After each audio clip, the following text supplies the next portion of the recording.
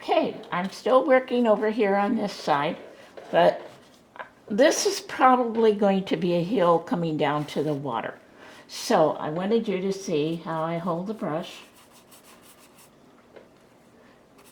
There are your greens here. You should be seeing all different colors coming out of that brush.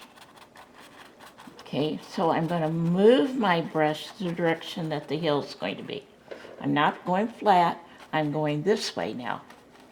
Okay, I'm on the corner, but I'm slanting my brush the direction that I want the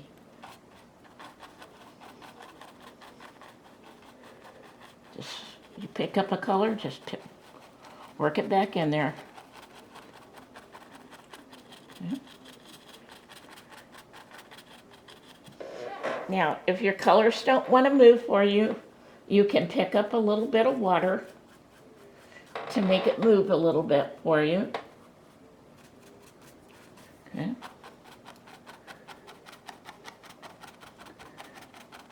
I think I'll put a little yellow in that. Get a little bit different color there, a little lighter maybe. And then as I come back and come down, I'm going to start getting darker. Okay. So I'm still doing that little short downward stroke. And you can see now when my brushes get so worn out. Let's see, we're going to be dark down here. And we'll just work these two areas together here.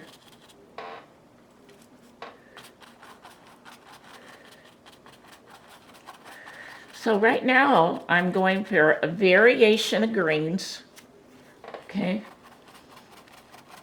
Getting it darker as it comes forward, lighter in the background. Now, I can always go back over this and add weeds and grass and whatever I want to add into the painting, okay? But right now, this is our petticoat. We are just basically putting in color, shadows, highlights, and so forth in the ground. And as it comes forward, like I said, it gets a touch darker. You can add a little black to it. Be careful with the black. You put it in, blend it back into what's already there. It doesn't mean blend it smooth. You notice when I load my brush, I pick up a little black, a little bit of green. I might tap it a couple of times, but I don't keep doing that or I'll get what I call a dead color. Okay, so when I set the brush down, I'm not really sure most of the time what's going to come out of that brush, what color green, and that's fine. I want to have different colors in here. Having a hard time filling in the canvas pores today, even though it's been base coated. Why, just don't want to today. I think my brush is finally about to the point that it's wore out. I'm getting a lot of, this would make good Santa beard, I bet. I have to try that sometime. Well, anyway, we're painting grass today. I'm going to try and hold this up so you can see all the variations of color in that grass. Hopefully you can see that. Okay, I'm getting little holes in there, but I'm not going to worry about that because we're going to put grass and weeds and bushes and trees and all those kind of things on top of what I have here. I am going to clean my brush out, and I would like to get this area back in here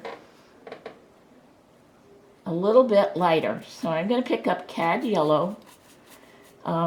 Maybe a little my background blue and maybe even a touch of white. And let's go back here and get this area here just a touch lighter.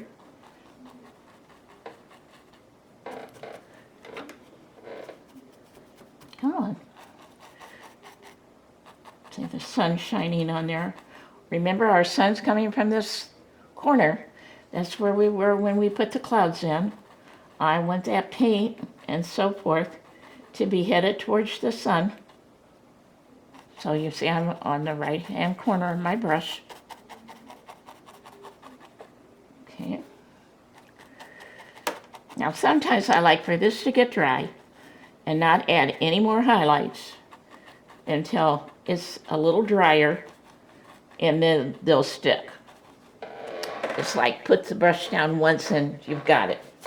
So we don't have to be working back and forth. But whatever your color you're putting in, blend it into what you already have there so that you have a nice gradation of color. Okay? There. We have our grass all in, and it wasn't painful at all. Load with your brush. Up on the point of the brush, sit down. Here's our little sheet here. Let me try one for you so you can see the brush. Holding it straight up and down, but leaning on the corner. See that? These are little short. We're not doing this stuff, okay? No for that. We're doing little short downward strokes, just once going over the other. So you're almost erasing what you already have there, but you're getting a variation of colors and something that looks soft. We don't want it to look hard. When we're ready, we will put the grass, like I said. These up here could be a little taller. Those in the back have to be just shadow, light and dark. You really won't see it unless you're back there walking by the trees.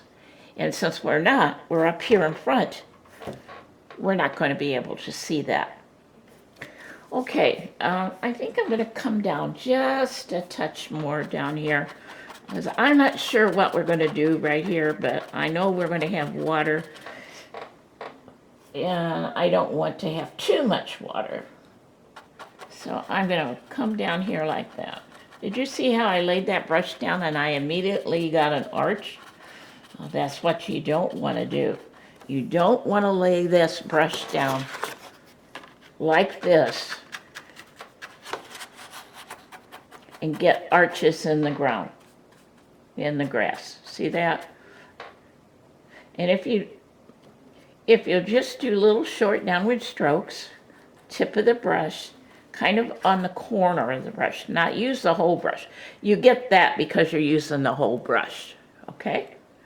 Now, it'll be easy to go back and fluff weeds in here, grass, bushes, things like that, on top of our base.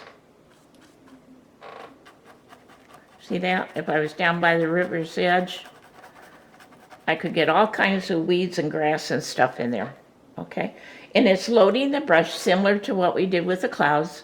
On one side of the brush, hitting with the corner, pushing off if you're going to do weeds and grass and so forth, but holding it kind of on the corner to do the grass in little short downward strokes, okay?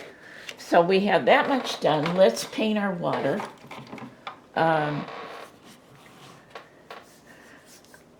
We already have our water in there. Our blue background is going to be our water. I'm just going to do a little bit. I'm trying to decide whether we better off doing trees or water today. Let me think here a minute. I think we should go ahead and do some trees back here. And we'll do the water in the next segment, because I like to take a little time with doing that. So get a little burnt umber and a little bit of black.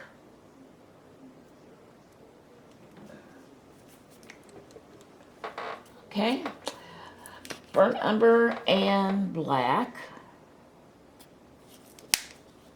My black's over here on the other corner. Okay. And we're going to do some trees. Now, if the trees are in the background, I like to use a liner brush, okay? Because they're going to be really small. So I'm going to get out a liner brush. I'll probably get out a 4 or 2 or something like that. Okay. I'm going to put some water in it. And I'm going to put a couple trees back here in this little field. Now, if it's far away, it has to be soft in color, has to have blue in it, and we're going to make them very small because they're far away. So I'm going to start with my blue that was in my background. I'm going to add a little bit of umber to it and a touch of black. So it's almost a brownish gray color that you're going for. Okay, kind of like that. Let's see if you can see that better if I move it over here. Okay, so it's brown, black, and my base coat color. Kind of a brownish gray. So let's say that we have a little tree that's living right over here. And if you put it on and it's just doesn't look right, add just maybe a touch more black and brown, but not much. Okay, should be kind of a grayish color. We'll put another one right by it, and then you can see the difference in the color. Okay, so I'm going to put some little trees right here. Okay, I'm holding the brush straight up and down, so I'm right on the point of the brush. And we have a double little tree. Now you can also put little branches back in here. I should have told you when we were doing background trees the other day that if you wanted a little tree living back in here, you could do that. But generally, if I do that, I will highlight them again with some foliage so it sets them back into it. You don't want to put it right in front or it's going to look like you cut it out and pasted it on. Okay, we could have another one that's just a tiny bit bigger. You can start at the top and come down, and as you come down, press on the brush so the trunk gets a little bigger. Pull off the trunk and into make some branches. Now, a lot of people like to turn their canvas upside down and pull their trees towards you. Okay, like that. Now, you've got to make that branch look like it came out of the trunk of the tree.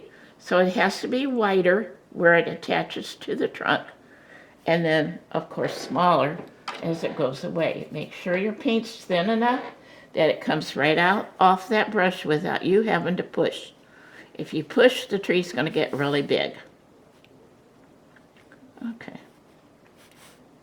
And try not to cut all your branches off at the same size. We don't want them all exactly stopping in the same way. And so many times I do see this where you have a trunk for a tree, okay, and people will pull the trunks off and pull branches out, and they'll look like this. See that? They look like you went around and trimmed every one of them perfectly.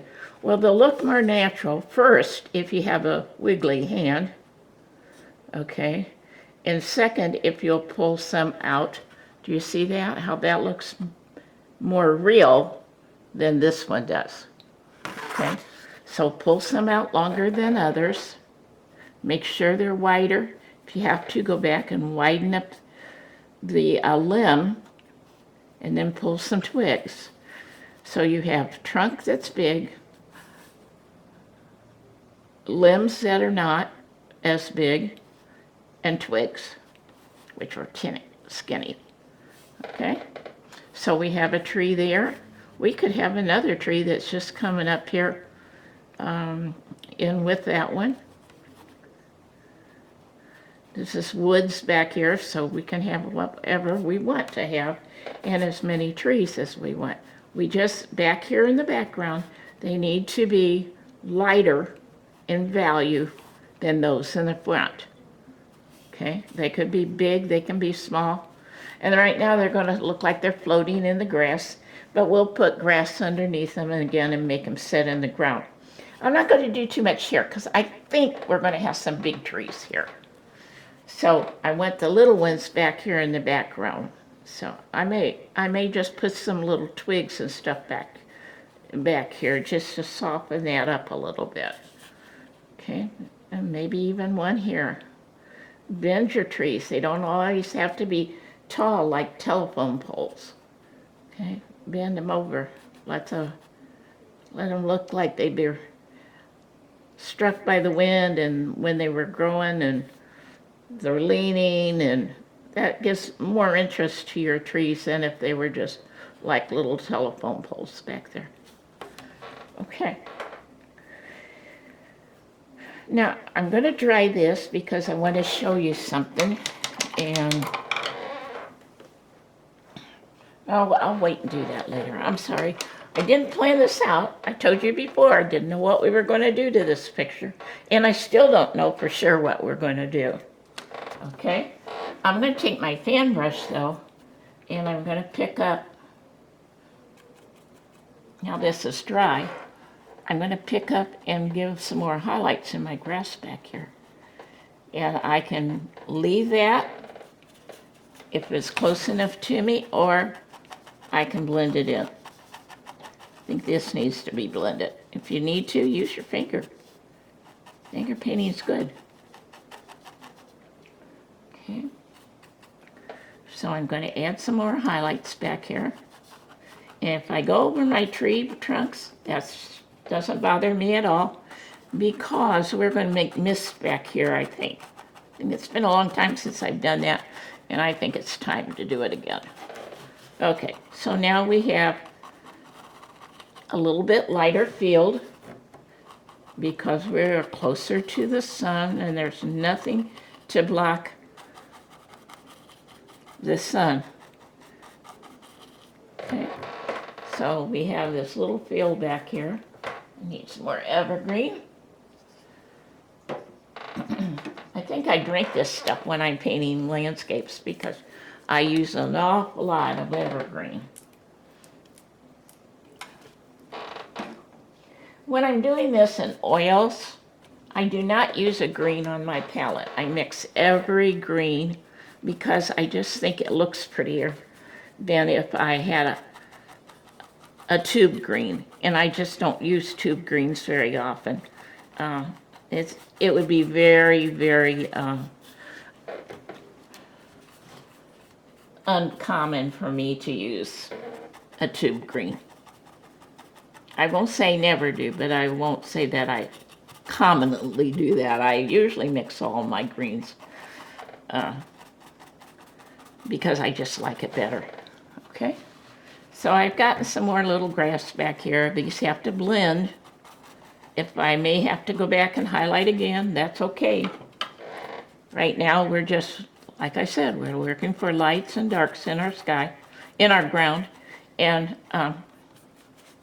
hopefully it's going to look good with this all blended together back here. And a lot of times when the painting is completely done, I will go back and change the looks of the grass, especially in the background. Lots more highlights. As you paint forward and as you get darker, what we thought was really light will become darker. And so sometimes you have to go back and add some more of those light colors back there. And I think this is going to be a little hill, so now that I'm blending, I'm going to blend it with my brush kind of going down a hill. We'll see how that looks. Okay, we could pick up a little yellow, a little of your blue, and a touch of evergreen, and make kind of a light green right here. Okay, and we could put a few little leaves on these trees back here. I don't want a lot on it, but they probably should have a little bit.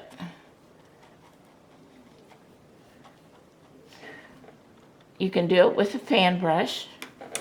You could do it with one of your little foliage brushes or an old scruffy brush of some kind. Just don't get them dark. I got mine way too dark in this So I'm going to lighten it up with some blue. Okay. Just a suggestion of a few leaves back there.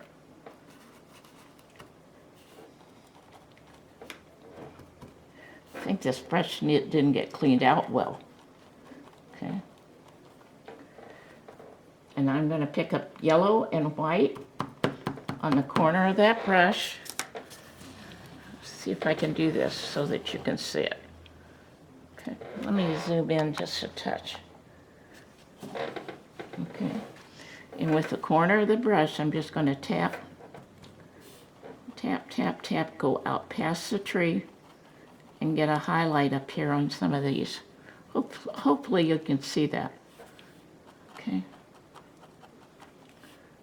They are facing the sun.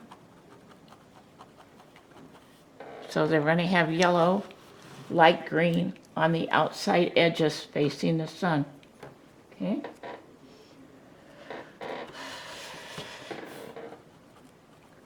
The back side will be a little darker. I really didn't want this many leaves on this, but in order to show you, so this side's a little darker, and the other side is going to be a little lighter.